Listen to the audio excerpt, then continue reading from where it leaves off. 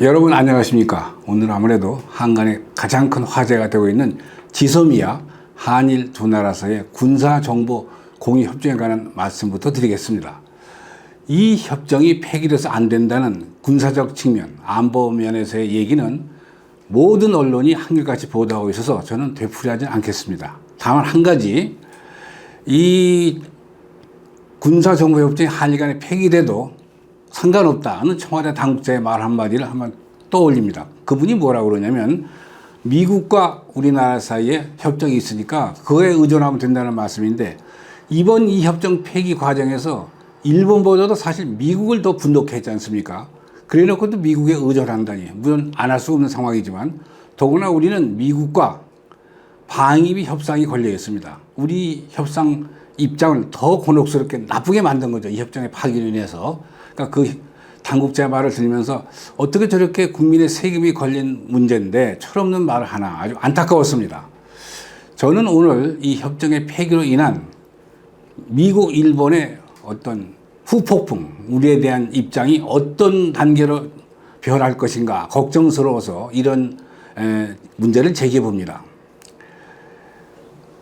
경제적 측면, 특히 외환시장에서의 제재인데요.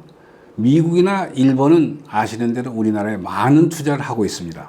근데 어떤 공식적인 선언도 없이 조금씩 슬금슬금 외환시장에서 일본 또는 미국의 회사나 은행들이 자금을 빼간다면 참으로 끔찍한 결과가 올 수도 있습니다. 우리는 97년, 98년 아시는 그대로 약 20년이 흘렀죠. 외환 위기를 경험했었습니다.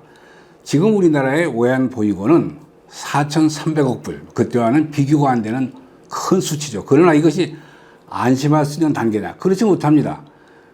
미국, 일본이 비롯한 외국의 투자자들이 우리나라에 가지고 있는 주식과 채권의 액수는 5,600억 불, 또 그 외에 우리 기업들이 가져온 외화 대출 액수는 정확한 파악도 안 되고 있습니다. 더 안타까운 것은 우리나라와 일본, 우리나라와 미국이 통화수협부, 통화를 바꿔 쓰는 이런 수화부가 돼 있지 않습니다. 중국과는 돼 있고, 이런 상황에서 만약 미국 기업이 또 일본 기업이 우리 외환시장에서 발을 뺀다 그러면은 어떤 결과가 오겠습니까? 이런 일이 없기를 제가 간절히 바라지만 이런 점에 대한 대비도 해야 되겠습니다. 그러면 가장 원천적인 방법은 무엇이냐? 그건 더 말할 필요 없이 원론으로 돌아가야 되겠습니다. 이 문제는 당초 어디서 비롯됐냐면 1965년 박정희 정부가 2005년 노무현 정부, 그 당시 문재인 대통령은 비서관 또는 비서실장으로 참여했었죠. 그때 이미 우리 정부가 여러 번 확인했습니다. 한일 청구권 협정에 따라서 종군 위안부 문제가 됐든 또는 지형 배상의 문제가 됐든 우리 정부가 모두 책임지고 해결하겠다. 그대로만 나갔으면 아무 문제가 없는 것을, 이거를 평지풍파지 일으켜서 문재인 대통령이 이를 다 벌린 것입니다. 저는 지나간 잘못을 나무자는 것이 아니고, 그럼 어떻게 해야 되겠냐? 문 대통령이 이것을 분명히 해야 됩니다. 우리 정부가 책임을 지겠다. 그리고 이 한일 정보 공유 협정도 파기하지 않고, 다행히 협정은 11월 22일까지 살아 있습니다. 그러니까 시간이 좀 있는데 당장 이것을 철회해서 협정을 그대로 유지하겠다. 이렇게 하는 것이 일본과 미국과 이 두 나라를 해피하게 한다고 할까, 만족스럽게 할 수 있는 유일한 길입니다. 1945년 우리가 해방이 된 이래 미국과는 74년의 우호관계를 유지해 왔습니다.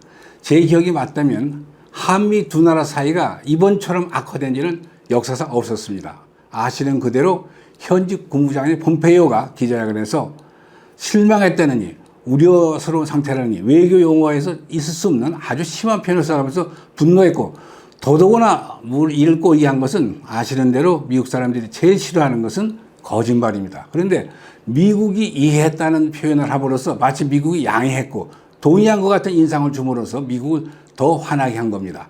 아까 제가 말씀드린 대로 원론으로 돌아가서 문재인 대통령이 문제를 풀어야 되겠습니다.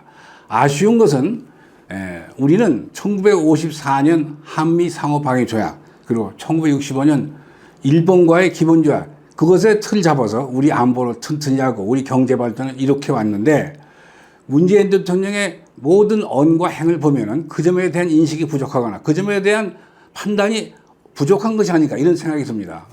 우리는 어디까지나 우리의 맹방은 미국이고 일본입니다.